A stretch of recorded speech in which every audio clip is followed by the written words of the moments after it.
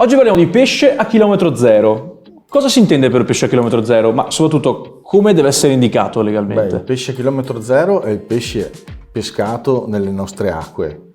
Deve essere indicato in un cartellino la provenienza della zona di pesca obbligatoriamente. La caratteristica principale è che non si va con grossi mezzi, con grossi natanti a disturbare anche le stesse zone di pesca, ma si pesca come una volta. Poi in cucina sicuramente la semplicità, in quanto non ha bisogno di essere insaporito o lavorato in maniera particolare, perché già di suo è un prodotto gustoso. Ci puoi dare una vostra ricetta di pesce particolare? Noi siamo molto particolari perché siamo l'unica pescheria con gastronomia che fa il baccalà senza glutine e senza lattosio, ovvero sia cucinato con la ricetta, diciamo, tra virgolette classica, ma diversificato per quanto riguarda gli ingredienti, in quanto usiamo farina di riso, prodotti di altissima qualità per insaporirlo, tipo bottarga, alice del Cantabrico, e latte senza lattosio, insomma, per renderlo sicuramente più leggero e digeribile, ma altrettanto gustoso. Quindi un baccalà alla vicentina. Però più sano, più leggero, ecco, se vogliamo. Più saporito.